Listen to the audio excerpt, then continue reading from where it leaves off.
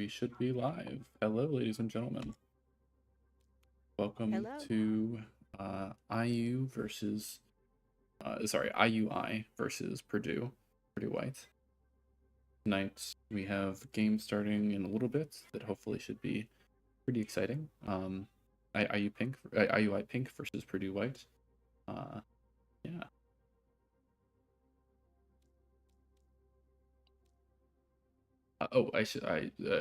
For those of you who didn't tune in with us last week, my name is Elliot, and I'll be casting your play-by-plays for this match. I'm Viper, and I'll be casting your color plays. So today's game is Indianapolis, Indiana University, Indianapolis, and Viper was telling me a little bit earlier. We believe Indiana University, Indianapolis was a university that kind of formed off of the combined university that Purdue and IU made in Indianapolis, which was IUPUI, you said? Yeah, IUPUI. I think it was the IUPUI split because then we got Purdue, Indianapolis, and then I think IU did IU, Indianapolis. Right. So the students from IUI were at one point in time halfway Purdue students, but I think now they're 100% IU students. So we can count this as a rivalry, but it may be a little bit on the border.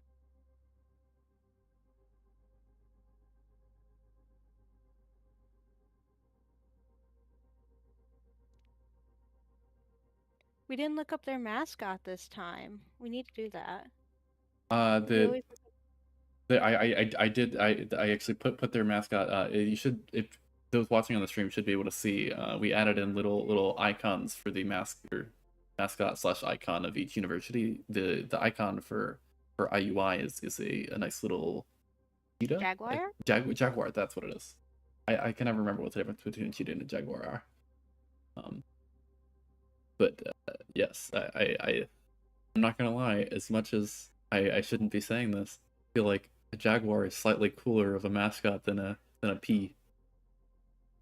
Isn't our mascot? Our mascot's technically the Well, Boilermaker Express. okay, like you're right, but okay, that's actually a fair point. Maybe I should have found a picture of our train to put as an icon. But right now I just got a pea. I'll throw on a train for next week's icon. Yeah. Apparently, they have names of Jaws,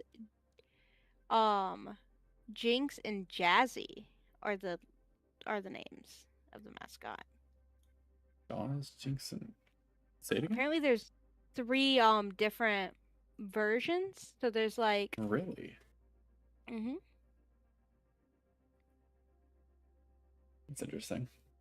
It does sound like Royal Blue, aka is that Amity? No, that's Adakur.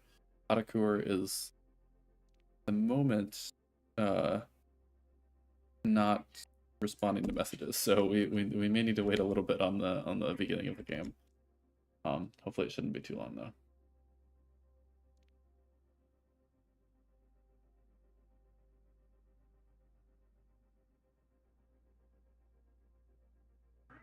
I'm assuming Lily Lol is another sub for them. Yeah. But we can check out the other team and what they play. Yes, good point. What are we seeing? So it looks like we have a Baptiste, Kiriko, and Uying player for one of their sports. A Junker Queen and Zenyatta and Juno player.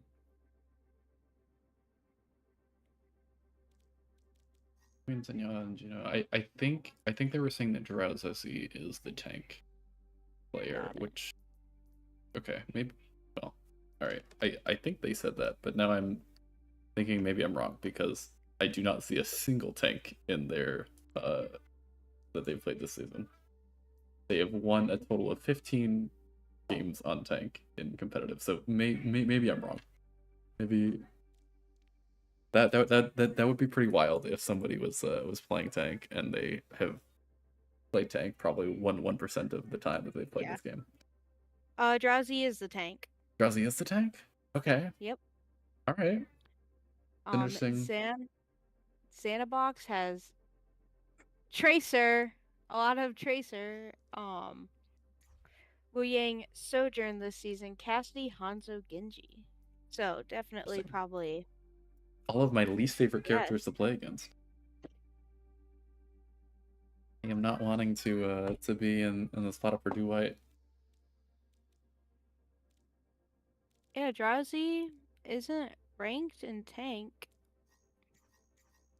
I'm wondering if maybe Oh, they were joking it about. was yeah. Okay, all Okay, right, all so right. DP, so Space is tank. Apollo. Okay, that's the Darker Queen and Sigma and be a little bit of Yep. Winston. Xana's DPS. Drowsy is DPS. Lupin and Chrono support. So looks like they have an Ashe and a Genji player for their DPS. That's Drowsy. Chrono looks like they play a lot of Zenyatta, Juno, Ana, Lucio. Interesting. Do we And see then anybody on their team that plays? Oh yeah, the Lupin plays Wu Yang. I expect we'll see a good bit of Wu Yang on this is Wu Yang season. banned in It, is he banned? this league? I know he was banned in NECC last week, but I'm Oh not sure if really? Okay. That would be the first that I'm hearing of it, but I'm not doing a good job of keeping up with yeah. the rules Wu of this Yang was league. unbanned from NECC, but I don't think this is this is not NECC. Right, I think this is ECAC that we're playing Yeah. right now. So I don't know. My understanding is that the Purdue Overwatch Club this year allowed teams to choose which league that they wanted to play in, whether it be NECC or ECAC. For context, for those that were not caught up to date with all that drama, there over the years, Purdue Overwatch Club has been in several different national leagues in terms of the games that we play, and the for various reasons, there has been disagreements between administration staff within the leagues and Purdue Overwatch Club, and so oftentimes that's caused shifts from one league to another. So it seems like this year, the club staff has just decided to let teams play in whatever league they want to, and so that creates a little bit of confusion for some rules and things like that. But it allows teams to go where they want to go, which is good. We do have a map pick of Samoa from Purdue White though. Yes, that's exciting. I both this match and the last match have started off with a control map that is not Lijiang. That is, I hope we continue seeing that throughout the rest of the season, because getting to see any control map other than Lijiang played in league matches is quite unusual. I like it though, and Yeah, it no, it's changes it good. up. Absolutely. Samoa is also a map that's known a lot for its brawl. Um, So we'll see if or no, sorry, I completely lied. I was thinking of Antarctica.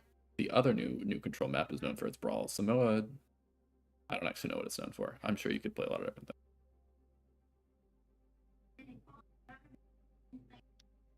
Like we're trying to get the last Purdue White player in here.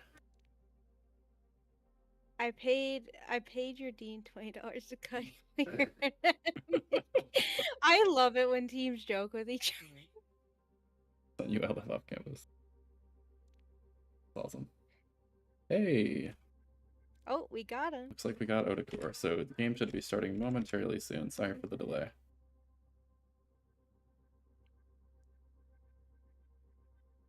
I don't think we have bans on heroes yet, right? Nope, not yet. Okay. Usually we see we see I'm teams thinking of ban. Say it again. I'm thinking they're gonna Purdue White is gonna go with a Reaper ban. A Reaper ban Yeah, for especially because it is Spaceman's strongest character. Well, Spaceman remember is playing tank this match, so I don't Yeah. unless one of the DPS are a Reaper player, I think they should I be okay misread there. that. No, you're totally fine. You bans Tracer. Oh, Tracer ban. All right. I do think a Tracer ban is good for this map though, because of all those little spaces underneath like the decks where Tracer can like easily hide. Yeah, absolutely. There's a lot of really good flanking routes on this map that I don't typically usually when you play this map, teams don't really go anywhere other than those kind of middle lanes, and so it's really good for flankers like Tracer to be able to exploit that fact. And also, I think you were saying Xanabox is the person that is a big time Tracer player, so Yes. that should be the And a Ramatra ban. Ramatra ban. Okay. Let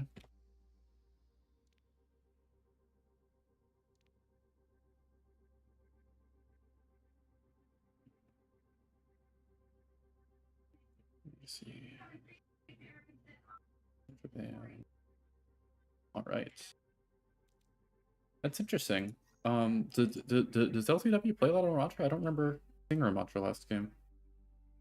I don't think so. I think they mainly played. What did they play this game? Remember we Hazard. saw Hazard. Hazard, I think they were playing right? Hazard a lot. Did, I do remember a lot of Hazard, and I thought there was some other poke tanks that we had played last week. I don't really remember now, but I'm sure we'll see. Starts. Oh, they also did play Winston.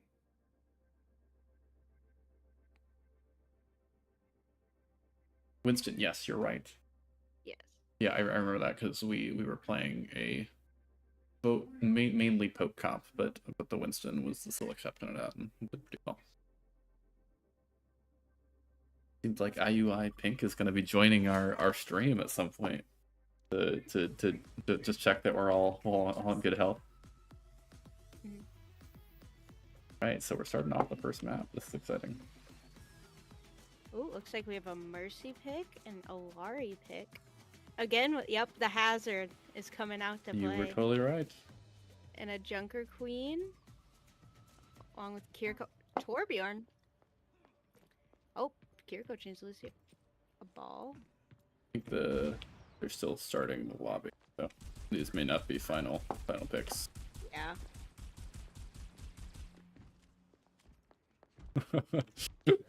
Oh. There's a little bit of meet and greet before the game starts. Oh, there we go. All right. I've never seen that go that long before. I think it usually goes until the host of the lobby clicks on the start button. So it may have just been Mercy Gamer Girl forgetting to press that start button.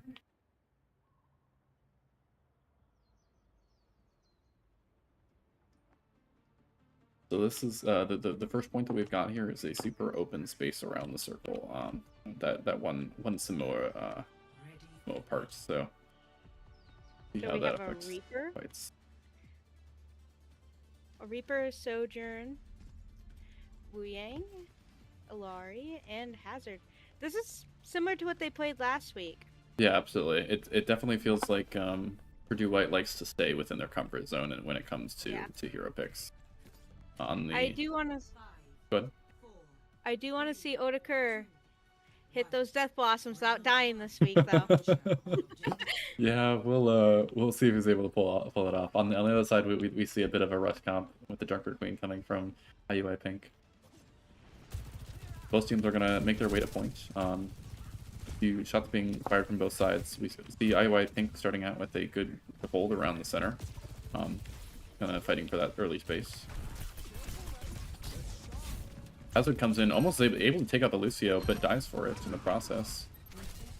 Even trades on both sides.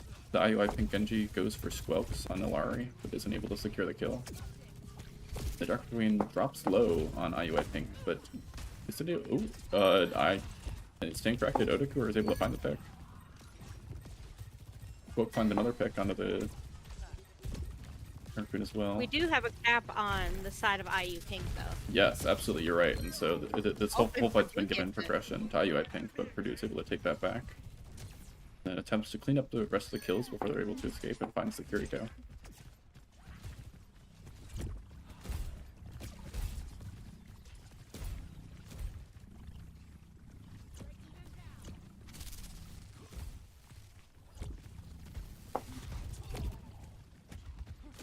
Odakur is actually in a flank spot right now in the middle of their team. He isn't able to find anything, but get some funny tech shots off as the teams get into place.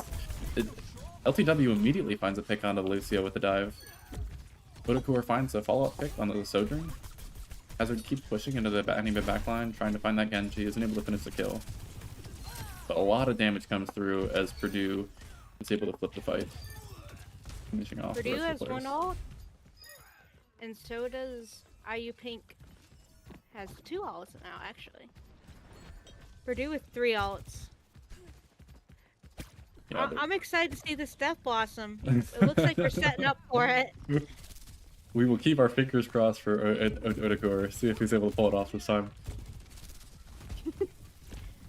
I think he's about to go for it. Oh! Oh no! I feel like Great off rip. feel like we made a jinx him. There's a lot of ults coming in here, but both support ults being used on the side of Purdue White, and a hazard ult coming through.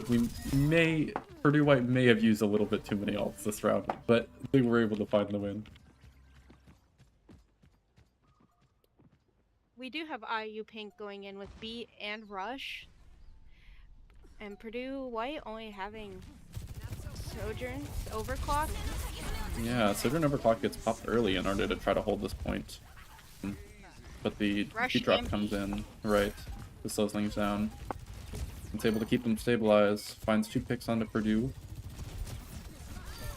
And we go into overtime. Valari goes down too. Pushed out. Yeah, absolutely. Purdue definitely got punished a little bit there for overusing their fights and their ults in the previous fight. It's Mercy Gamer Bro way in the enemy backlines, able to find a Kiriko, does fall for it, but gives the trade before they die, and that might actually help Purdue be able to push in here. LTW wants to capitalize on that fact and tries to take some space. Both teams kind of playing slow because they're missing a support, but LTW is able to capitalize on that free moment, take down Darker Queen.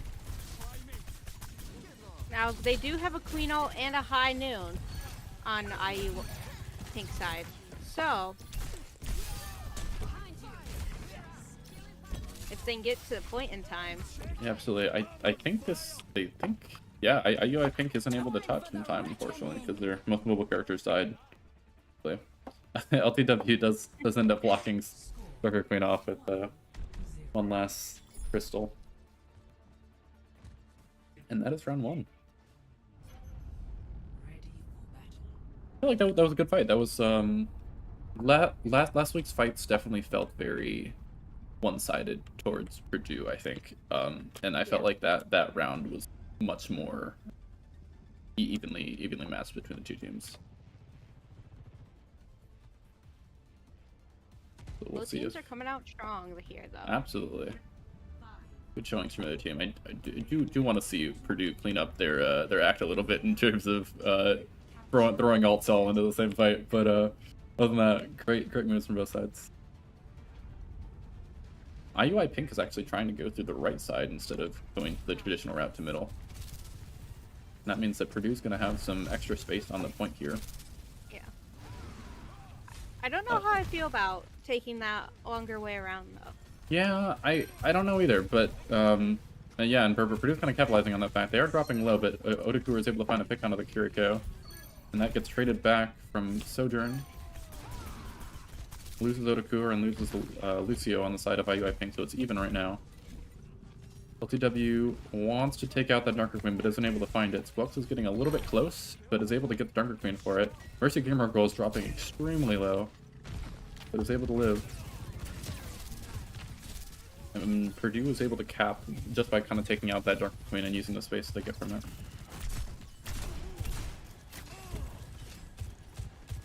I will say LTW on the hazard is a very, very hard kill. Absolutely. He's doing a very good job of being able to just kind of watch and wait for those moments of when to jump in and not get too overexcited. Yeah. To get kill hungry. He does great at making space for his team to be able to Absolutely. push in. Been seeing some very good walls from him. He's looking for another pick here, throws a wall on the left side to close the number of angles. And looks like IUI Pink is wanting to wrap all the way around. Odakur can find a kill onto the Sojourn though, early on. It's gonna be huge. IUI Pink has now flipped the map completely and is attacking from Purdue sides. This is a little bit strange, but unfortunately it doesn't work out for IUI Pink as they lose their Junker Queen and their Lucio soon after. And their Rico and Cassidy get a little bit tired in the fight as well. I do think here we're going to see that Hazard Alari combo that Purdue has been doing for an ult. They also do have a Wu Yang ult. There's a lot of options that they've got here. I think the only bad option is to throw everything into this fight. We'll see how that goes. Kiriko Rush gets popped early on, followed by Hazard ult and Sojourn ult on the side of Purdue. Pulls a Cassidy ult and a Wu Yang ult. Okay. I just said a moment ago that we shouldn't be using all of our ults, and then both teams ignored me. We see Cassidy, Sojourn, and Junker Queen all fall, as well as the Lucio. Entire team kill on the side of Purdue against IUI Pink, and that I believe is going to end out the first map. Oh my goodness. That wall by LTW to block the Cassidy High Noon. Oh, that was phenomenal. That was a great wall. That was absolutely phenomenal. I would like to point out that the round was completely finished. The map was already won, and Udakur found a way to somehow ult and kill himself. Once again, I think that is an impressive accomplishment in and of itself.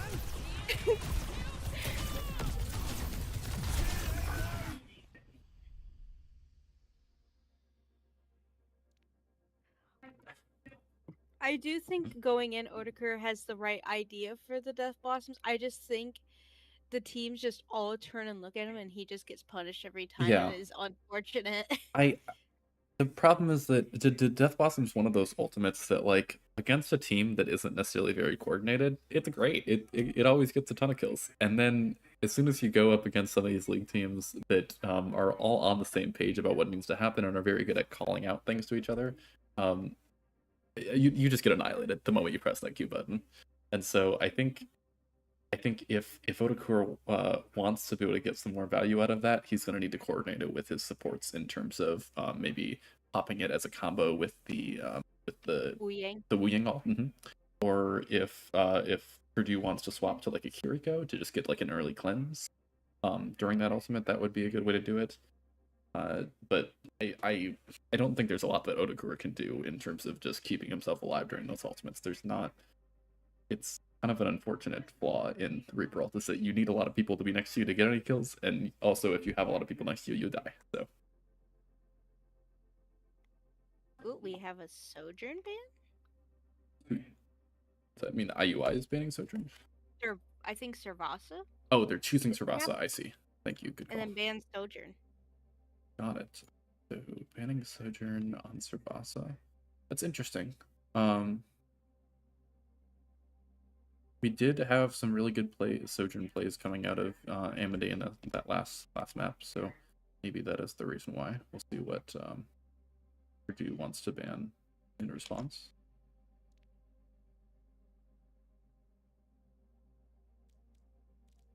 I do imagine that we're going to see a Tracer come out of Xanabox. Yeah, I think Xanabox. Come out of Xanabox in this next map. And we'll see how Purdue White's able to deal with that, because Purdue White typically likes to play, I would say, more dive vulnerable support lines. And so Purdue is banning Kiri. Okay.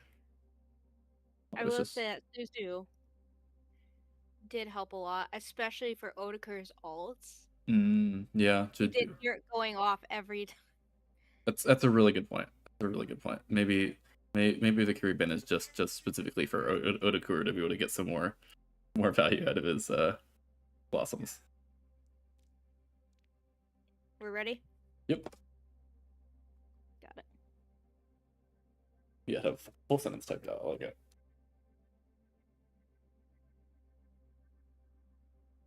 Servasa is another fun map because this is a map that just got reworked somewhat recently.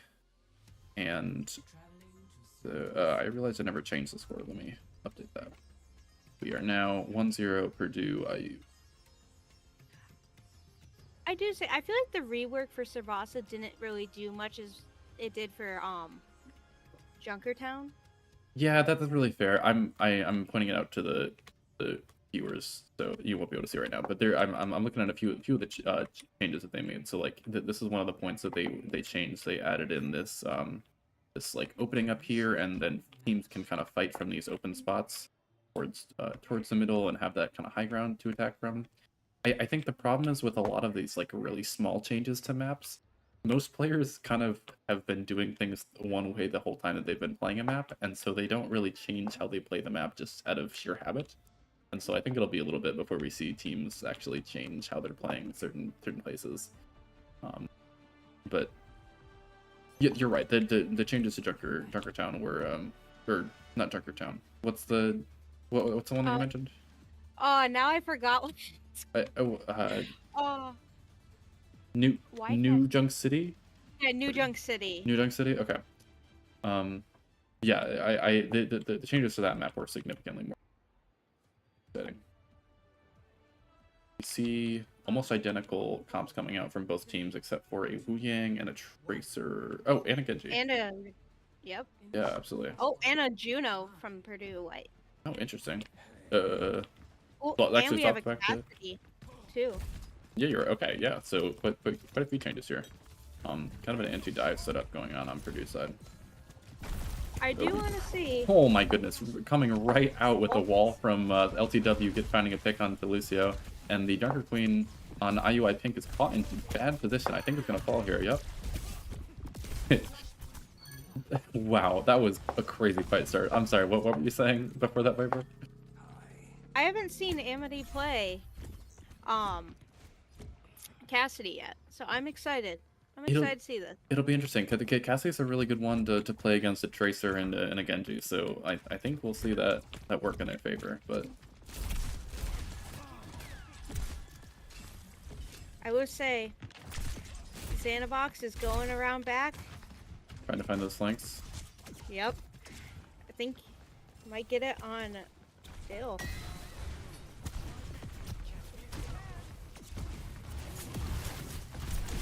Both teams fighting it out in the middle right now, as you said, Tracer is kind of hanging around in the backside, trying to find a pick. Zarya falls low as Odakur gets picked off by the Genji.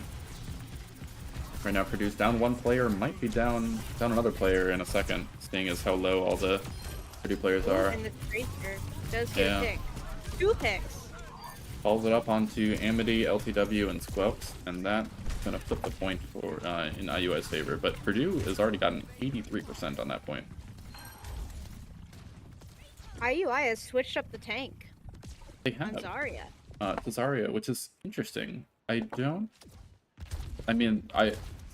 Zarya is pretty good with a lot of these dive DPS, so I can't deny that. But it is interesting to see them change so fast. We're going to see Ilario come out. Isn't finding any immediate picks, but is able to get out some support cooldowns. A Pulse Bomb comes out from the Tracer onto Amity and finds a kill, as well as a back window going on to LTW. Isn't able to pick anything off, and LTW is able to find a pick back onto the map, but aren't able to flip the point just yet. That Tracer is brutal. Yeah, absolutely. I think she's definitely going to be something that Purdue is going to need to figure out a way to deal with. LTW jumps in, doesn't have a lot of his team behind him yet, but it pops his ult in an attempt to find some picks. Odakur pops his ult, is able to find a kill, and just like we talked about, the Wu Yang ult goes onto him to save him and get him through that ultimate. Fantastic combo, and that's going to get the point for them. That was great. That was great. I'd like to see. Okay. Odakur, I want you to nod if you're listening to the stream right now and you heard our great idea. Okay. Okay. That was a interesting beat from from Chrono on the side of IUI Pink. That is a good sign to be able to get a support out that early out from IUI Pink. Good wall goes down onto the Zarya. Is forcing IUI Pink to use a lot of cooldowns on that, and Amity is able to use his ultimate to find a pick, which is immediately followed up by a Grav and Genji Blade that is able to find one. LTW has jumped in. Jumped off the map. Man, there's a lot of strange things happening in this past minute. Box has also jumped off the map. I think that was on purpose. I'm not sure that LTW's jump was on purpose. Yeah.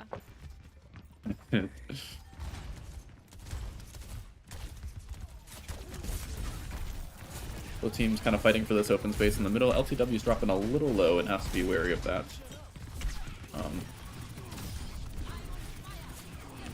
Odakur almost gets picked off. The Zarya's doing a lot of damage in the front. Odakur gets picked off by the Lucio. Cassidy's able to follow to back up onto a pick onto the IUI Pink Tracer. Taking that Tracer out of the backline is great, though. Odakur. We do have a chat from Odakur. My ults aren't bad, right, guys? And I just said you're doing great. I do think you're doing great. We just like to poke fun at you. That's great. Yes, absolutely. Odakur, I don't know if you're listening right now, but we'll make sure to say something when we know that you're listening later at the end of the round. But you've been doing great. We just like having a scapegoat. You've been doing a good job though. It's been unfortunate with some of these kills onto your ult.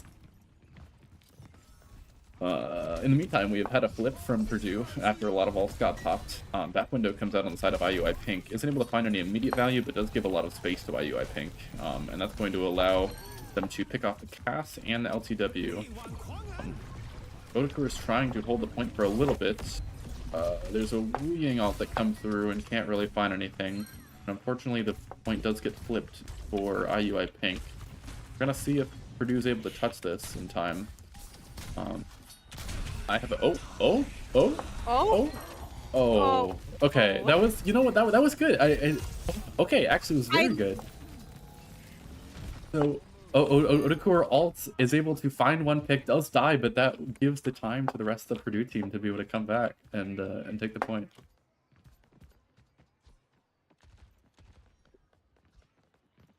I will say his positioning with his ults and timing is great. It is. It's just the picks that happen on him are just unfortunate. Right. Well, yeah. I think it's just a flaw of the character itself. He's doing great though. Yeah. Oh, Zarya drops down immediately and gets picked off by LTW.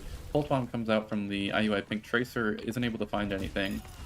Genji tries to touch at the last minute, but isn't able to get there as well. And Purdue takes the second point. I will say the fights from both teams have been quite even and have been tough on both. Two teams meet in a unlikely spot here, and Beat again gets popped in between rounds. This time with a little bit more useful than the last. But the Genji comes in from IUI Pink, tries to find some picks onto the backline, finds one, finds two, does get picked off by LTW, but that's probably enough to win them the fight. I do think up here, up and coming, we're about to see a Hazard ult with a high noon. Would be a great idea, I feel like. Yeah, absolutely. That would be phenomenal. We'll see. And there's no beat from the side of IUI to be able to protect that anymore. So yeah, see if they can pull that off. Here comes the Hazard ult. No high noon yet. It does catch the Lucio, but it doesn't get noticed. Wu Ying ult comes in onto the Hazard. At the same time as Bat Window gets popped on the side of IUI. Neither finds any picks. But Genji does go down, as well as Cassie on the side of Purdue. Scrappy fights going on point. Zarya tries to find a pick, but isn't able to find it before getting picked off herself. And then it is a 1v1 between Squokes and the enemy Lucio. And Squokes comes out on top.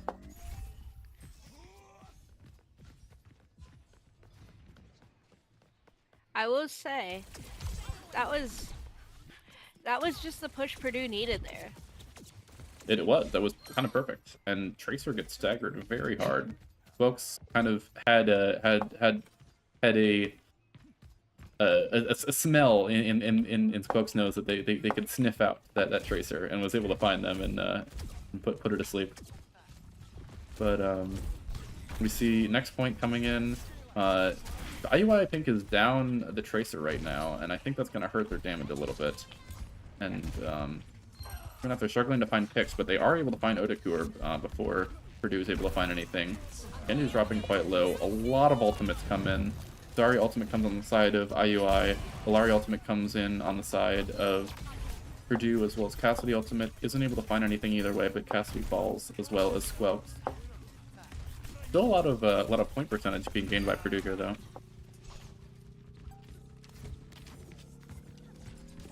I think Purdue can push back in here with that Hazard ult. We also have a Reaper ult, so... You're totally right.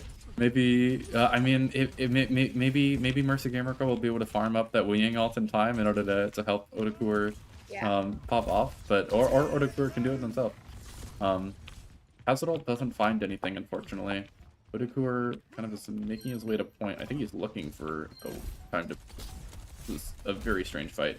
LTW is going to have to go to the point to touch, as the rest of his team kind of falls way in the front. And LTW is now by himself, capping the point. Don't think he's going to be able to get this off. He almost caps it, though. So close. He was very close to capping that, but unfortunately, he's able to get some more touches in, but I'm pretty sure Purdue is not going to be able to touch next. Yeah, that's alright. It's very close to being a touch, though. We have 3 ultimates on the side of IU Pink, and 2 on the side of Purdue. Yes, and the 2 on the side of Purdue that we have are Reaper ult and Wooing ult. You know what that means. We do have 4 on the side of IU Pink now. Oh, yes. Yes, you're right. That's a lot. A lot going into this. Yeah. Hopefully the beat doesn't shut down Odakur's ult. I think they're trying to draw out the beat. Oh. Odakur is able to find a pick, doesn't die, and is able to pick off the Zarya, and maybe also the the Genji. Phenomenal ult there by Odakur. Yes. I want you to know, Odakur, that I was spectating you for that whole ult, so you certainly got your chance at redemption. And you didn't even need Wooing ult for that. It's great. LTW is able to find a pick on the Baptiste very quickly in. Beat gets popped, as well as the Genji ult, and the Wooing ult comes in, and the Illari ult comes in. Genji's trying to find more picks. He falls to the Illari, but does get 1 pick. He dies, and it ends with 3-0. 3 players of Purdue still alive. I have never seen the Illari Wooing ult combo together, but I do like that. It is an interesting way to be able to proc all those sunbursts. So IUI is coming in on the left side. They do a really good job at quickly moving into different positions and different angles. But the Hazard ult finds a lot of them here. Unfortunately, can't find any picks, but really it caught a lot of them in that ultimate. Bat window gets popped. Both Drowsy and Chrono on the side of IUI Pink fall, as well as the Baptiste, and this is looking like it might be over for IUI.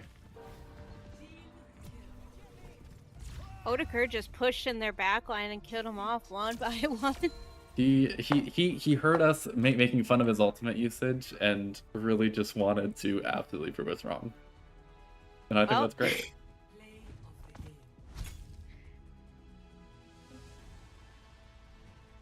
That's going to change the score to 2-0 for IUI.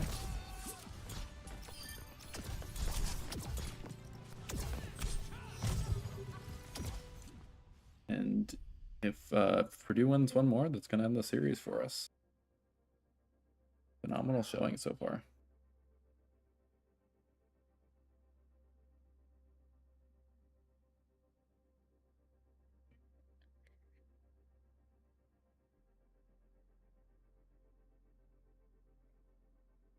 I'm curious what map they're going to pick now.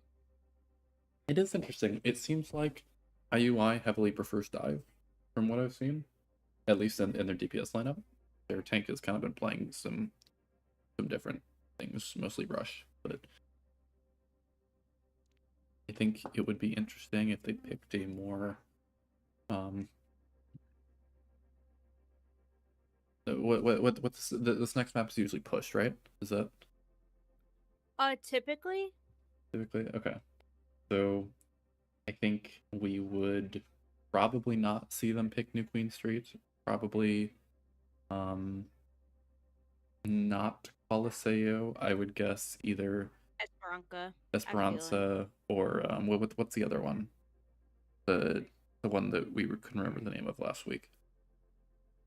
Runesapi? Yeah, Runesapi, exactly. Yeah.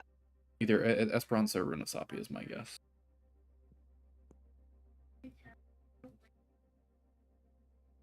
The Tracer. What do you know why the producer stopped struggling with that Tracer after the first map? After the first point, I saw them struggling a lot with that in the first point, and then it didn't seem like they had so much of an issue in the second and third.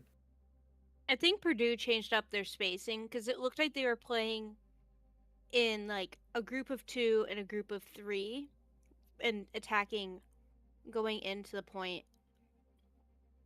One from one side, one from the other. At least that's what I noticed on the bell tower. Okay. Don't know if it was intentional or not, but Havana and Ban Hazard. Okay, Havana is not a push map, so maybe we're wrong about what map has to be played next. But Hazard Ban definitely makes sense. LTW was ruining their day on Hazard. Unfortunately, I think he's gonna ruin their day on Monkey now. Yeah, you're probably right. LTW was doing a phenomenal job of like there was like maybe 4 or 5 different fights in that map that LTW dove in with his Hazard Slash and just immediately found a pick within like the first half second of the fight starting, and that was partly because of LTW doing a great job of finding the player, but also the Odakur and Amity doing a great job of just like getting that Lucio usually low at the very beginning, and then LTW just jumps in and finishes off, and very good coordination. See, unfortunately, we're not going to see another Tracer ban because once one character is banned, they cannot be banned any longer by, I think it's either team, correct? Yes. Yeah, by either team, which is unfortunate, but it looks like Lucio ban. Good ban. It is surprising to me considering that I felt like Lucio was like the one player that Purdue was able to consistently pick out and kill, but that totally makes sense from the standpoint of the Lucio was definitely seems like a strong pick on the side of so.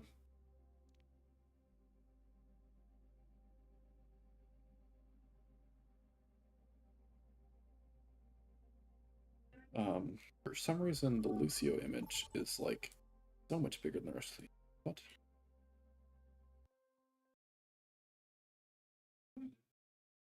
I will say the Kiriko image was that way as well. Oh, was it?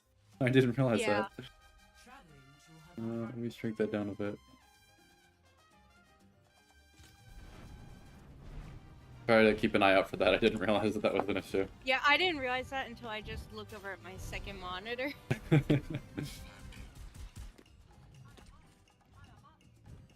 Once again, it seems like Mercy Gamer Girl has not yet found the start button. But they know they need to click on the start button. The Junkrat line. Did we know that we're getting a Junkrat Mythic mid-season? Are we? Apparently. That's exciting. Do you know what it looks like? I feel like there could be a lot of interesting things for a Junkrat. They gave it a name, I just don't remember it. Okay, interesting. So Havana is a map that typically is considered to be a very sniper-heavy map, especially on the first length and then the last length. And as I say that, we see a Widow, Hanzo, and another Widow get picked for the map. That does not surprise me.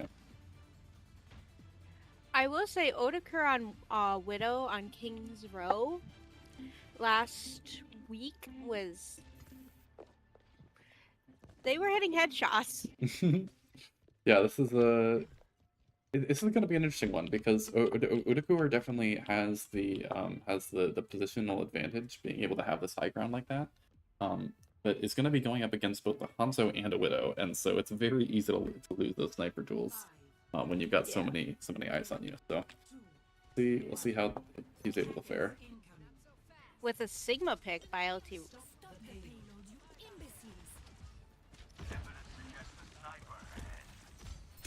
Oh, and just as we say that, Odakur gets picked off by the Hanzo with a Sonic Arrow.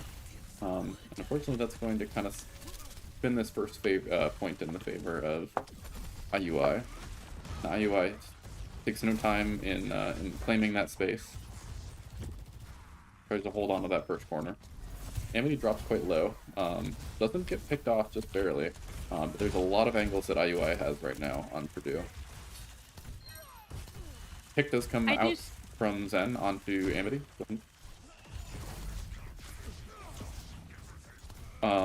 Ramatra goes into a shift form and is able to find one pick onto the Genji, as well as a pick onto Squelks and LTW, and that is probably going to give the first cap to IUI.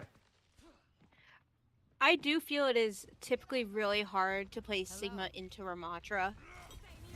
Especially when you're on the defense team. But I do like Monkey as a pick for this. Right. I think Monkey's going to work very well into the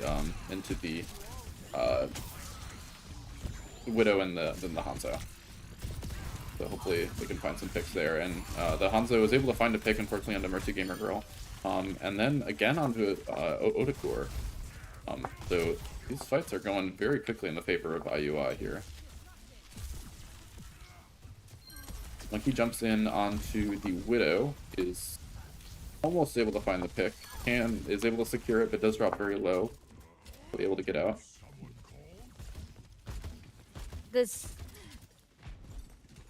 I will say we do have a switch to Brig that I think might help them here. That's true. Brig, if coordinated well, can protect a lot of the snipers when they're taking those duels. Unfortunately, I think we have lost both of we're not sniping anymore on the side of Purdue. Yes. We're kind of switching to just kind of saying that, okay, the enemy snipers were able to diff us a little bit. Let's just switch and change it up a little bit. LTW unfortunately gets his jump canceled by a Ramatra E, and that's gonna stop the dive from coming in. Sojourn ult gets popped, as well as Hanzo ult and Transcendence. Not a lot of picks from either side right now, but the Hanzo does go down, as well as Junkrat on the side of Purdue. Sojourn on the side of Purdue falls to the Zen, and so does LTW to the Sojourn. This point is getting very close to being capped by IUI. Ramatra seems to be the pick. Yeah, they're doing a phenomenal job on Ramatra. But both the Ramatra and the Hanzo have been doing a great job of getting a lot of picks here. The Alariel get popped, is able to find both the Zen and the Ramatra. Back window gets popped on the top of the little oil towers here. It's able to get a little bit of value, both healing and damage. The LTW drops pretty low as he's trying to get some picks and stay alive on near point. Has to pop Primal. Ramatra ult gets popped as well. Very scrappy fight. Right now I think IUI is in the lead, but LTW is not letting go of this yet. We have a Junk Tire. Junk Tire comes in, drops Spaceman very, very low, but isn't able to finish him off. And LTW is kind of just get forced out by the Zenyatta there. And then Squelks and Odakur fall as well.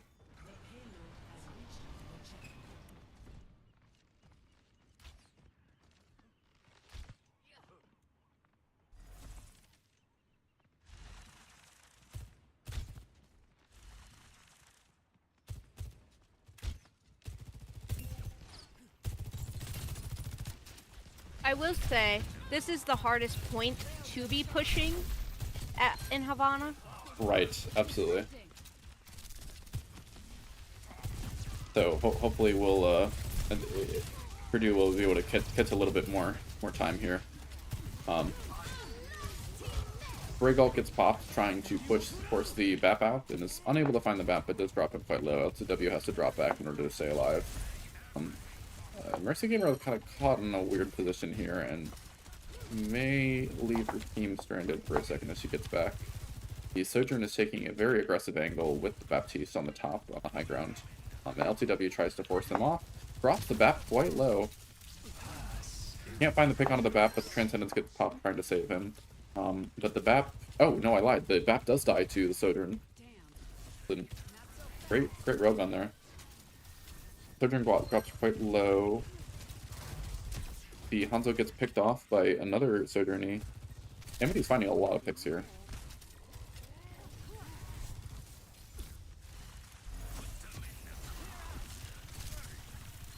LTW drops to the Ramatra, and Otakur is in the enemy backline. If only they had ult there, that would have been a juicy 5k. Nano gets popped onto Otakur, though. As well as Railgun on the side of IUI. Finding both Otakur and the Brig.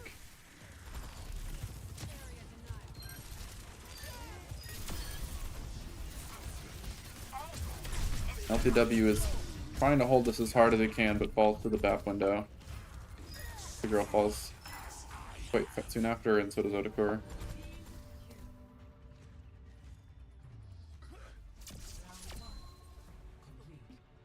I will say that first team fight can really, if you lose it, it can really set a tone for the rest of that part of the fight. Absolutely. This map is a map where there is a lot of places to control high ground with, and so if you are not the first team in that area,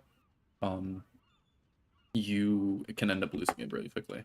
And so what IUI did there is they kind of just won that first fight, and then from then on, every fight after that, they took the high ground from Purdue so that Purdue couldn't fight with it. And that, as you said, really set the tone for the rest of the map. Led to kind of a steamroll on the attack.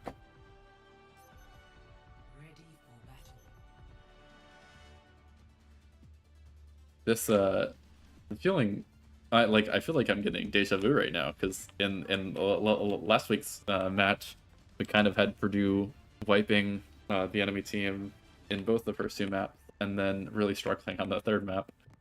We'll see if history repeats itself. Yeah, we do have Otakur back on the Widow. I'm excited to see it. It is interesting. I feel like Drowsezi on the Hanzo was doing a lot last round, and so it made it really difficult for Otakur to be able to get any picks there. And so maybe Otakur can kind of throw that back at him. Hopefully.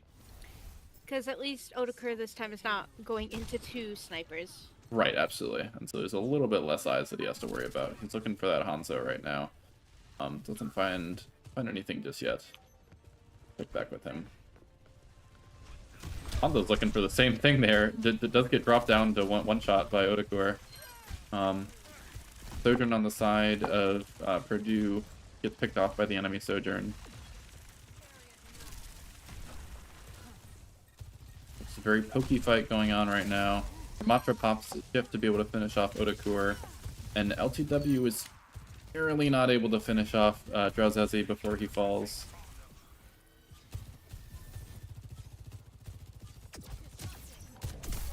Otakur is back on Reaper. Back to tried and true.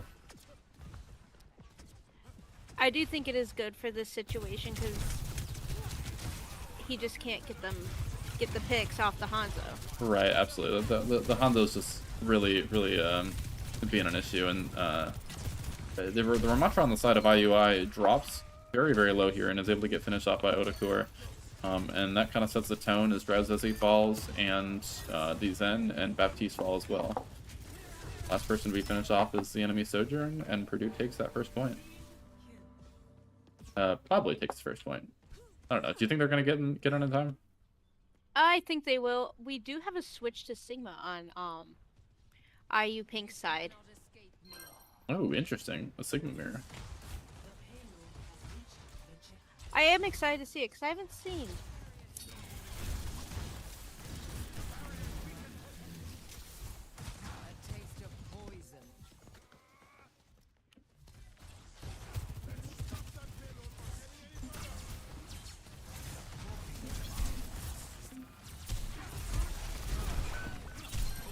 LTW and Spaceman are currently having a Sigma 1v1. Well, I shouldn't call it a 1v1. They had some supports with him, but Yeah. LTW falls to that, and the rest of the Purdue team does as well.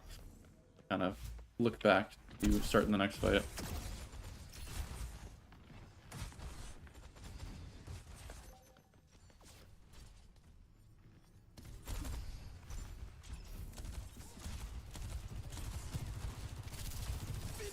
Bat window gets popped on the high ground, and that requires a immortality field and transcendence to keep them alive. They can't find any picks with it. Purdue's able to live through that. Sigma gets popped as well, and oh, it does fall. Immersive Gamer Girl tries to keep him alive with Coalescence, but falls as well to the Sojourn ult. Ilario gets popped a little bit late in that fight, isn't able to find anything, and Otakur is left alone to attempt to find a pick. Unfortunately dies. Amity was able to find a pick onto the Genji. Might get staggered here.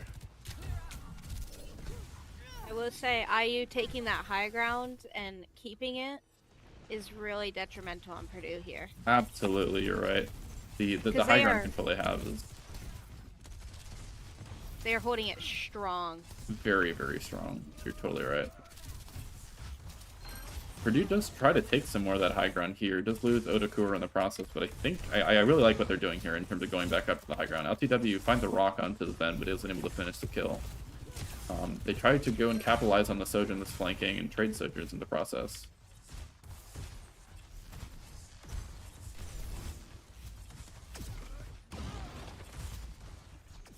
Otakur is kind of by himself right now trying to fight a Genji, and a Zen does fall. I mean, Purdue's getting cart progress here. Say what you will, but LTW does unfortunately fall to the rock and the Zenyatta Discord Orb. And then Squawks falls as well in the process. This is really interesting. Purdue is really struggling to get their footing on this map. We saw them do much better against the kind of dive rush comp that IUI was running. But the moment that they swapped over to this poke comp, Purdue's having a lot of trouble finding ground. That window gets popped. Does fall immediately to the rock despite the immortality field being down. I don't really know how that happened, but does find the Genji as well. Sigma comes in on the side of IUI Pink. Finds, I think, two, but can't finish them off. Transcendence gets popped on the side of Purdue. Spaceman falls on the side of IUI as well as the Zenyatta, and the Sojourn follows right afterwards, and it looks like Purdue has won this next team fight. Genji probably. Go ahead. Purdue came in and dominated that last fight. They absolutely did. Very different energy. Oh! The Otakur ult comes in, and LTW uses shift to be able to eat all the projectiles that were gonna go to Otakur. That was great teamwork. That was really great teamwork. That was great. And that is able to finish off that next point.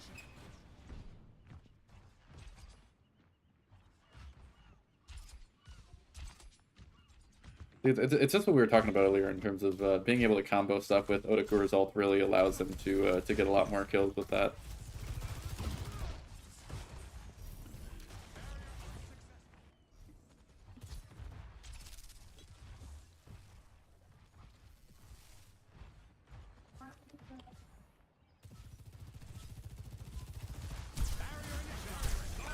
Purdue kind of making progress with the space. Pops Sigma ult there to try to get some kills. Isn't able to find anybody. Otakur does fall in the wreckage. Genji ult gets popped on the side of IUI Pink. Finds one immediately. Isn't able to find a second one. Falls to it, but the Sojourn does die afterwards for it. LTW is trying with everything he can to hold on to that point, but I think it's going to fall. Oh no, he's able to get out with his life. That's great. Good to avoid that stagger. I will say Purdue did good holding the space there so the Illari could push up the cart. Absolutely. Yeah, Purdue got a lot of space off of that fight. Comes in with a rock and a Sojourn ult and a Transcendence. Lots of things happening here. I'm not totally sure what all of them are. No picks yet though. Bat window comes in. Ilario comes in. Still no kills yet. Okay, there's a kill on the Squelks. Follow-up kill onto the IUI Zen. It's even right now. Kill onto Otakur. Right now it's up 1 in favor of IUI. And LTW falls as well, giving IUI the team fight. It's nearly every ultimate in the lobby.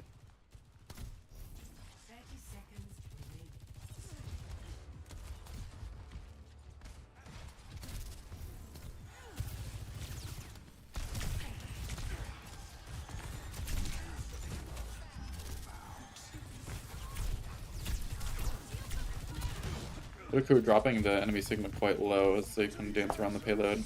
Sigma comes in on the side of Purdue, but gets locked out of the sky. Otaku comes in, is able to find 2, even with the Transcendence going on. Oh my goodness. So many incredible plays just happened there. The Zenyatta on the side of IUI, I think, is dropping very, very low and falls to LTW. And they're able to finish off the IUI Sigma as well. And that's hopefully going to allow them to cap. Oh no, but the Xanabox comes in on Tracer and is able to touch with that. Drowsy finds the pick on the Reaper and is able to touch as well. Drowsy dies to Squelks. Tracer tries to push in the backline. Bap window gets popped. IUI is switched on to Doomfist in order to touch. Sojourner gets popped on the side of Purdue and is able to finish off the Doomfist and secure that point. But that got really close. I will say swapping out and changing supports a lot like Purdue did there, I think really helped them a lot. Because we saw a Zenyatta, we saw an Ana swap. I think that definitely really helped them. Right, absolutely.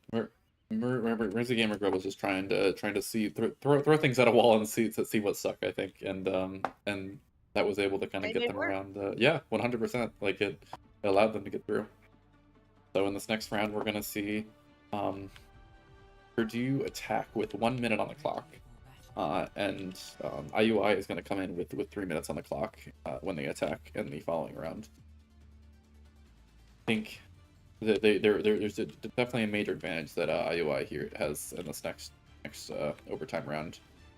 But I mean, I've seen time and time again where the team that has more time on the clock does not end up being the team that wins, because like attacks can kind of steamroll very quickly, as we saw in the first round of this map.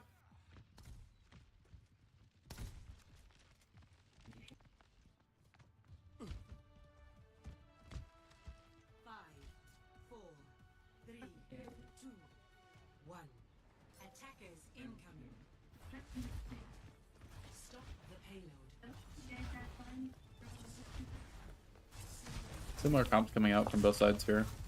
Still a Sigma mirror. That team kind of starts fighting for this first joke that we see.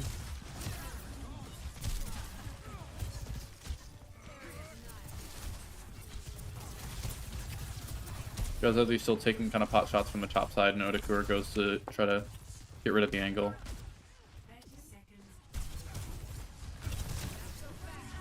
Say Otakur is good at trying to combat this high ground that Absolutely. IU's trying to hold. Otakur's doing a great job of pushing that Hanzo off of the high ground. Unfortunately, Xanabox finds a pick onto Squelch in the back line. It's going to really hurt Purdue's healing in the long run, and unfortunately that causes Otakur to die as well. LTW drops low, but is able to find a pick onto enemy Spaceman. Mercy Gamer Girl drops as well as Amity, and it's just LTW fighting for his life on the point.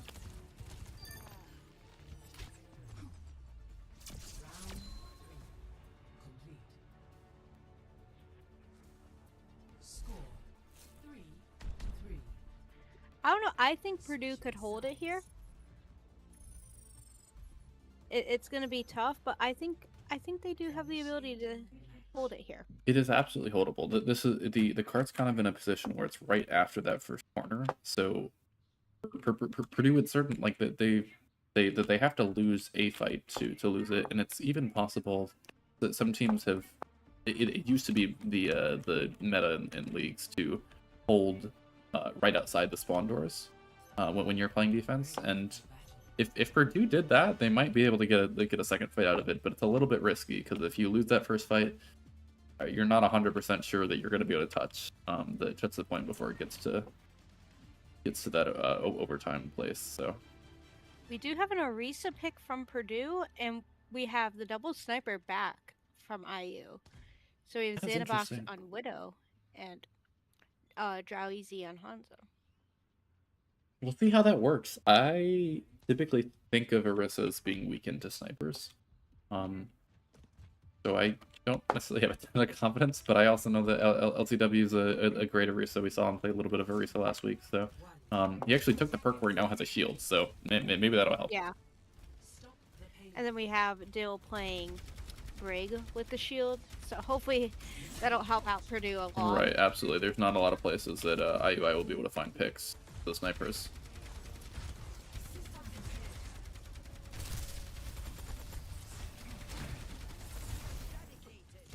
I think if I were to change up anything about how Purdue's on Team Cup, I would have put a Kiriko instead of an Ana, just to be able to Suzu Right, to help away us a throw a lot goal of. down. In this first fight, Amity's able to find 2 picks immediately. Sorry, Viper, go ahead. Oh yeah, to Suzu away the Orb of Discord, I feel like would definitely really help. Yeah, absolutely. You're totally right there. That orb is gonna hurt the defense here. Odakur does fall to Xanabox on Cassidy. Going to hurt the defense a little bit, but LCW is doing a great job of being able to still hold that choke between the 2 shields and the a lot of healing from Ana. They're doing a great job of holding this anyway. LCW is dropping quite low with that Discord on him. Isn't able to clear the Discord. Almost finds the pick on De Baptiste, but isn't able to find it in time. Odakur comes back on Genji in an attempt to force out the Zenyatta. Doesn't find the pick, and unfortunately LCW falls right afterwards. Nano gets placed onto Amity, attempting to find some picks. The Sigma dropped quite low, gets antied, but isn't able to get picked off. And that may be the map for IUI. Again, both teams were very strong here. I just think IUI getting that high ground and keeping it Right. was very It made a very big difference. in their favor. Gonna change up the score from 2-0 to 2-1. IUI is fighting desperately to keep in this series. Great play the game from Amity there. That was a kind of crazy team fight that we saw in the end of that one round. A lot of really cool plays from both teams. I'm curious what Purdue's going to pick for a map because they have the option of push, a hybrid, and I think I almost said the wrong name. Push, hybrid, can't do escort. They can't do control. Yep. They can't do. What's the second map we played? Second map was Servasa. Servasa. Okay, so they can't do Flashpoint. Yep. So they have hybrid or push. I think push. Good. I think Purdue's gonna go with a push map here. I think so too. Pushes typically aren't as sniper friendly, and I definitely think that's what won IUI that round. Honestly, I'm kind of surprised they didn't come out with snipers right from the get-go because their Hanzo felt very strong. I just feel like the maps before this weren't the best for snipers. That's really fair. Like Samoa. You're right. That's very true. Samoa is great for a Soldier 76 and Sojourn, especially if they can. I don't know what the specific name of that map is, but with the 2 decks and like the huts, if they hold that top deck, it is really hard for anyone to get down those stairs on the opposite side. I don't know anybody that knows the names of the individual points of control maps, so you would have very much impressed me if you remember the name of that that I know individual one point. of them's Volcano. You know what? That already impresses me, so that's good. Yeah, you're totally right there, and King's Row and a ban on Hanzo. Okay. So King's Row is a map that is very sniper heavy. However, they're banning the Hanzo so that they don't have to deal with that. The Widow that IUI was playing before is still out there, but hopefully it won't be as big of an issue.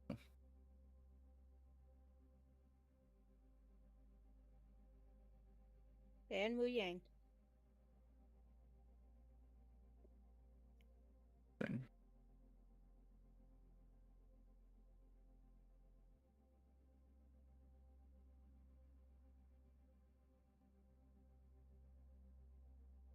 This is gonna be a fun next map, I think.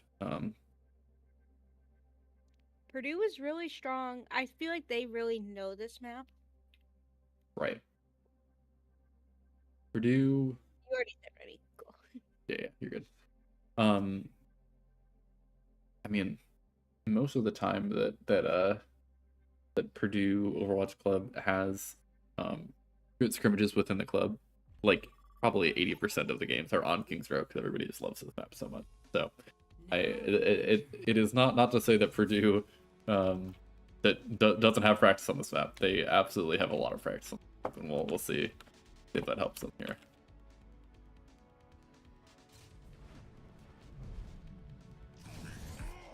I think everybody loves King's Row. I don't know a person who doesn't like King's Row, personally.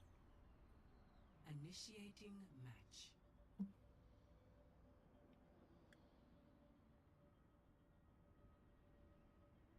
The first attack is going to be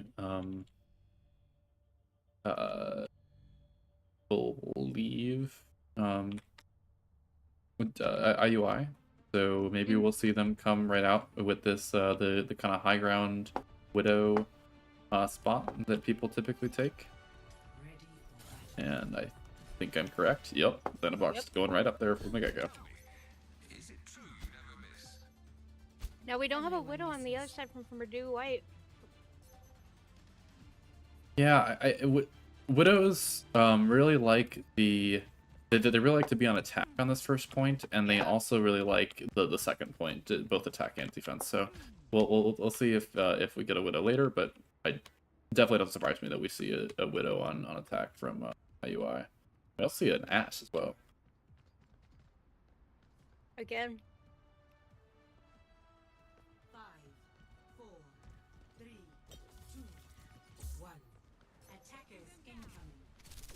I do suspect a Kiriko swap on Purdue side with that Ashe, but we'll see. Xenobox isn't able to find any immediate picks on that high ground, but does move to a more aggressive position.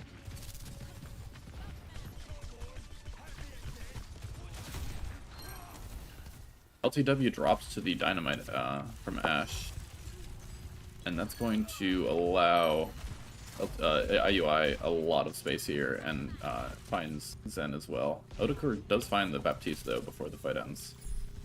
Super far in the enemy backline. I don't think he's getting out of this one, but he certainly wants the Ashe. Oh, he is able to find the Widow. He's able to find the Widow and is not dead yet. Odakur finds another pick onto Ramatra as well, while Amity finishes off the Lucio. I cannot believe that Odakur held that, and is now gone up to a position right next to the Widow perch. Now, Odakur, is this a good idea? We love these funny plays from We Odakur, do love though. these funny plays. And he wants the Bap for it. Unfortunately, the Bap jumps up at the exact time, and so he's forced to Wraith out. But hey, it was funny while it lasted.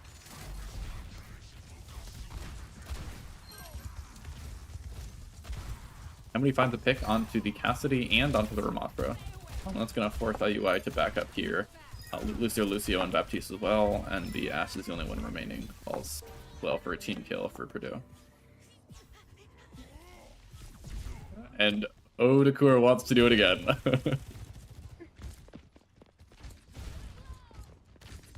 Unfortunately, IUI has figured out the trick by now and forces him down. He almost dropped to it, but the team is able to get them out, and Amity finds the pick onto Lucio.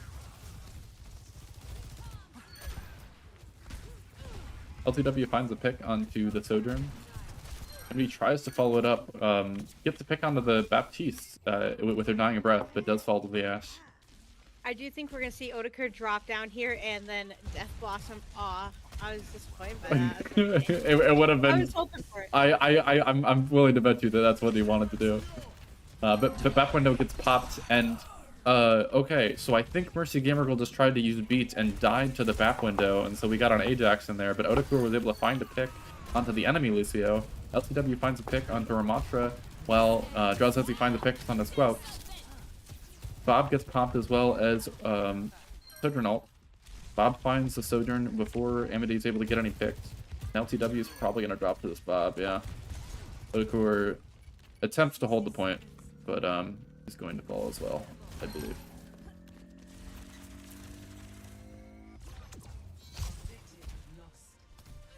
Going to be first point for IUI. I will say Purdue did really good at stalling that first capture. They did a wonderful job there. I was not expecting them to be able to hold that after the first fight loss. Amity gets picked off by the enemy Sojourn early on. IUI is doing a great job of holding this corner, although they are not pushing cart. Okay, they just started pushing cart now. Must have been some confusion there.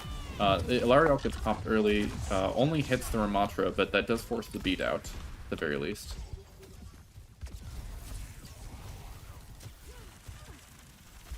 The crew drops low and is forced to retreat to the second corner. I think if IU is going to want to get around this corner, I think they're going to have to pop the Matra ult. Yeah, well, they actually popped the Baptiste ult instead and were able to get 2 picks off of that. Finds LTW and finds Otakar. Well, because I think it's going to get picked off here as well as probably Amity. Oh, Amity dies to the burning effect. My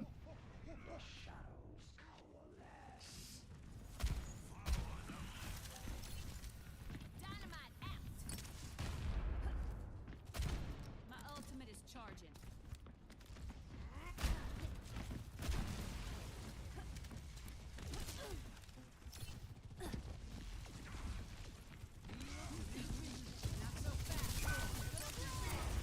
Amity starts out the fight with a pick onto the enemy Baptiste, and Otakar is able to find a pick onto IUI Ash, as well as LTW onto Ramatra.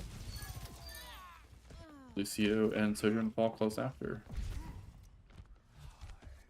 Good to see you.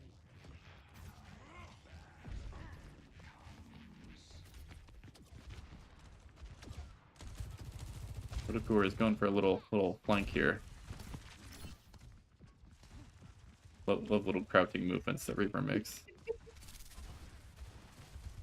I think Otakar has missed the team fight as several picks have already come through onto his back line. Man, I did not catch any of those picks because I was just watching Otakar walk around in the back line. He was able to find a pick onto the Baptiste, but I believe they're going to cap the point here. And that was pretty funny.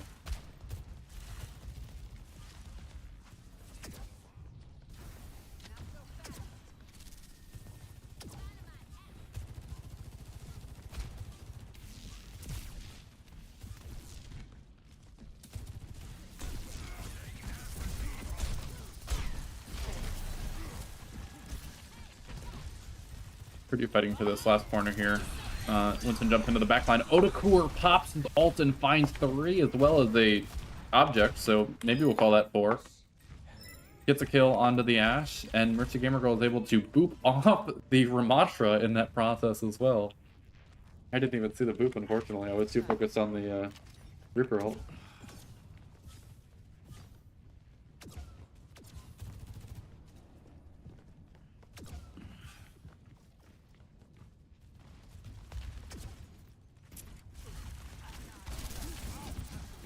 Purdue's still holding 3 ults.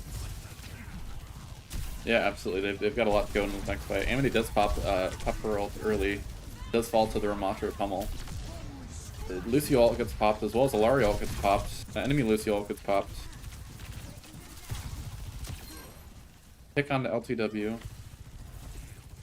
It looks like it current fight win for IUI right now. Odakur is able to find a pick with Squelks onto the enemy Lucio, but does fall as well.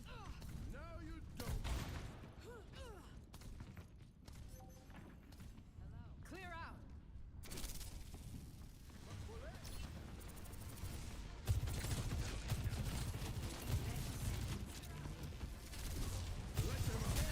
That window gets popped on the high ground. Anthony is able to find 2 picks immediately, though, onto Lucio and Cassidy. Ramatra pops Annihilation on point, and Xanabox pops Overdrive on top of the high ground, and that's able to finish off Odakur and cap that point with 10 seconds left on the board. Cybernetics I will say Odakur really was trying to run down their time. Odakur, I think if you added up all the time that Odakur has won Purdue, yeah, they just can contesting all these points. It's got to be over for a minute or something, something crazy. Which will hopefully help Purdue here, pushing it in. Yeah, absolutely. If Purdue's able to cap this as well, they've got the confidence of knowing that in overtime IUI does not have a lot of time to make a second attack. Ready for battle. We have about the same picks from Purdue, except for we have the hazard back. I am excited to see OT Rules play the hazard. Yes, absolutely. It is because the hazard got banned in the last map, but hazard is no longer able to be banned here, and we saw how much LTW was dominating on hazard in the first 2. So hopefully this change will that continue to happen. I will say this is, I think, of a bit of a hard map for hazard because hazard's jump range isn't really that high.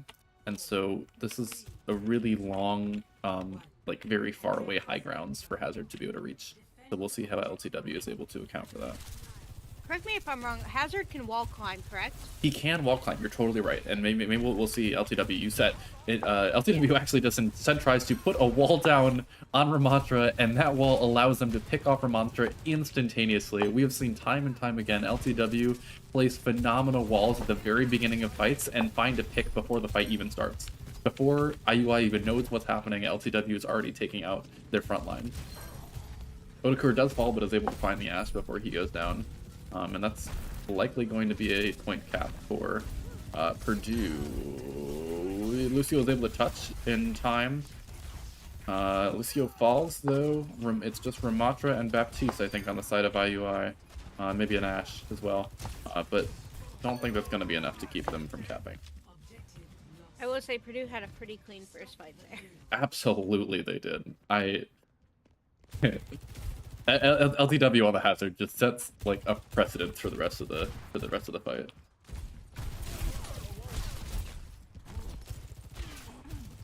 Again, I like how Purdue is making space for that card to be pushed. Absolutely. The unfortunate part is they are missing out on a healer, but the nice part about Olari is we do have the... I can't even think of what it's called right now. The pylon, is that? Yeah, the pylon. Right, so to build Olari forward. can be pushing that card for them. Yeah, absolutely. I do think that that's kind of the reason that LCW fell there, is they kind of overstayed their welcome with not really a lot of high healing supports there. Purdue was able to find a few picks there, and I think LTW is going to be able to find the Ramatra here as well. Yes, he is. So it's only Sojourn and Ash left on the side of IUI, and it's going to give Purdue a second to push this card forward.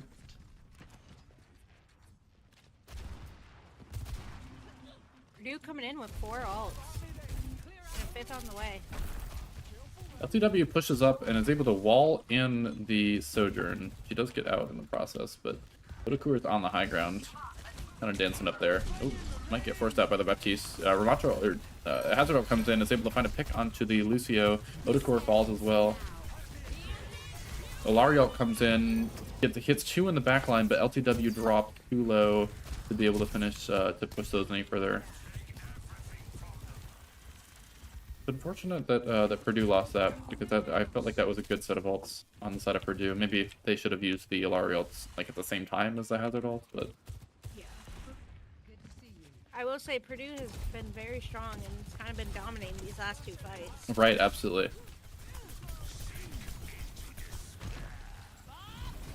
Up comes in from the IUI. Both LTW and Otaku attempt to push that high ground. Are able to force the Ashe out. They can't find any kills. LTW places another wall down. Back window gets popped, as well as Lucio ult on both sides. Mercy Gamer Girl almost Ajaxes. I don't know why they were so high in the air. Otaku pops ult, is able to find Sojourn. The wall comes through. Almost finishes off Ramantra on the side of IUI. Not yet. There we go. There it is. Baptiste gets picked off as well as Lucio, and that, I think, will be a cap for Purdue. A lot of time on the clock, right? I'm hoping we get one of those like rare cases where Purdue has over a minute left and then we get to see them just go and cap it. Well, that only happens if IUI had 0 seconds left on the clock, if they were actually in overtime. But because they have 10 seconds, it actually won't trigger. IUI is going to get an attack no matter what. Yeah. So. I thought it was under a minute. I don't know why I did, but that's totally fair. Lucio gets picked off early on in this next fight by LTW. And Ramantra dropped quite low as well. Amity's able to find a pick onto the enemy Sojourn. And that's, Hazard ult is able to find the Ramantra. And they finish off Baptiste and Kiriko for a very clean fight. you can tell with how Purdue White is playing on this map that they are very comfortable. Absolutely they are. And they just cap it without anybody being able to touch because of a phenomenal wall onto the right spawn.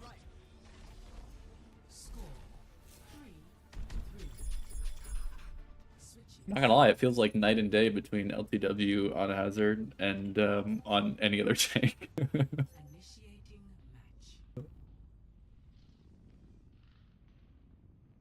That's not to say that LTW isn't good at other tanks, but he is very good at Hazard.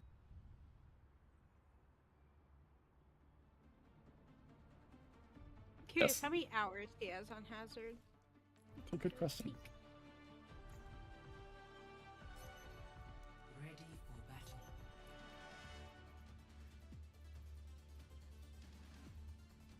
Only 12 hours.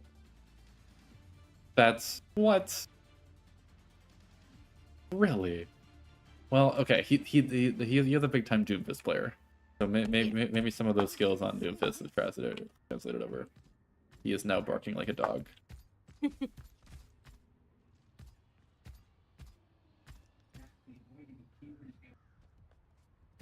Seeing a Freya pick on the side of IU. Freya.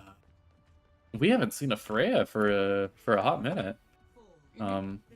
Freya can be quite scary in the right situation. And we see Mercy Gamer Girl on Ana. Ana as well, you're right. Otaku are fighting for protection of that first choke and is able to find Sojourn right off the bat. LTW finds the Ramantra low and tries to jump in to finish off the kill. Isn't able to find it, but forces out a lot of cooldowns. Does die in the process, though. That is a really rough start.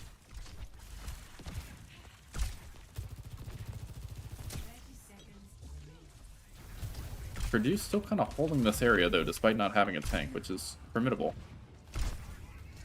Otaku doesn't have Wraith and is in the enemy backline. Is able to find a pick on the Freya, but dies in the process. Sleep onto the Ramantra. Squelks is able to find a pick on the Sojourn. Amity dies to enemy BAP. LTW is able to get back to the point, finishes off the Ramantra with the help of Mercy Gamer Girl. And is attempting to finish off the Baptiste as well, who's jumping around, and they successfully defend.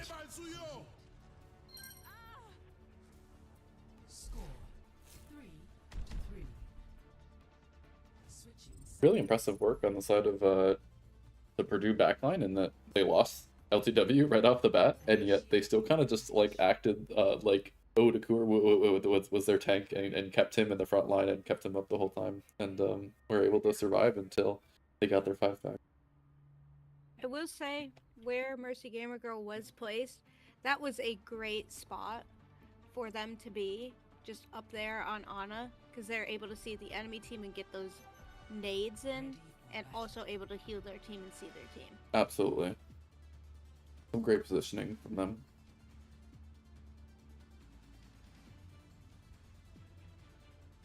We're seeing a Mei on the side of IU.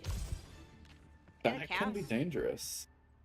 Maze on defense on this map will really, really like to just wall off this main choke whenever the tank pushes through. And normally a hazard would kind of just be able to turn around and crawl back out, climb back up the Mei wall. But Ramatra has his E ability that can pull people back down, and so I think it would be a situation where LTW is going to be in a little bit more trouble than he would expect to be if he gets walled off. But actually, he just jumps over the side of the wall so that Mei doesn't even get a chance to wall it off, and immediately jumps in on the Cassidy. He Able to isolate some of the team. He does. Isn't able to fall to, doesn't fall to it because he's able to retreat back. Amity does fall to the Cassidy though. So Purdue's going to slow down their attack a little bit as they wait for Amity to get back. Odakur is going to play from Hotel and just get some pot shots in from there. Is able to find the Cassidy. I thought they were being too aggressive, but Odakur proves me wrong. Does some poking onto the Ramatra, forces out the Immortality field. LTW is looking for an opportunity to jump in and slash the team. Drops the enemy backline extremely low. Finds the Kiriko, finds the Baptiste, almost finds the Mei, does find the Mei. And the Ramatra is going to be the last to fall. And that's going to be a map win for Purdue White, and also a series win for Purdue White. History repeats itself for Purdue White. You're totally right. That's exactly how the last series went, isn't it? And a play of the game from Amity.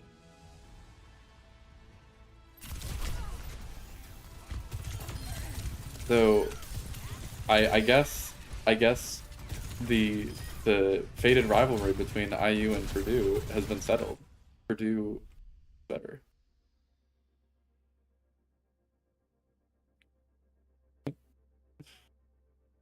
You have some of the IUIs debating on whether they're actually IU players or not, but regardless, thank you everybody for coming out to see Purdue White get another win here. Is there anything that you'd like to say, Viper, before we end off the stream? Apparently we have someone pulling up to the casting chat after Ooh, this. Okay, perfect. Is it who else? I don't know. A They said mystery that visitor.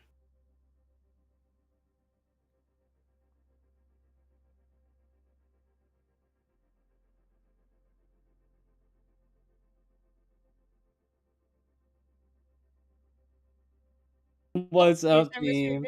visitor. Hello. How's it going, folks? Casting. Oh, it's great. We just won. You did just win. Congratulations on your win. This I know, was good. Bit of a grudge match. It was a bit of a grudge match. Well, we were debating on whether or not they actually count as IU because they're kind of the babies of the IU Purdue like hybrid school, I think. Oh. So Wait, what? it's IUI came from PUIUI. Do you remember that like school that got started in Indianapolis that was like Yeah, a hybrid aware. between Purdue and IU, right? And so they're kind of halfway per Purdue players, if you think about it. But Oh, it's still kind of a rival match. they're traitors. What'd y'all think of the games? You guys played fantastic. We were commenting on the fact this is the exact same way that your last series went in Yeah, terms I of was thinking that. yeah. you guys absolutely dominated the first two maps.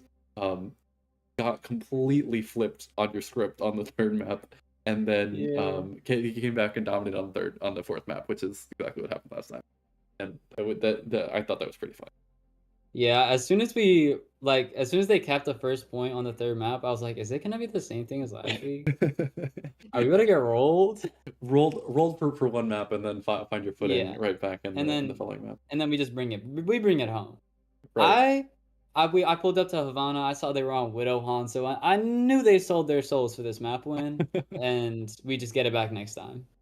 110%. So, do you want to ask you what like?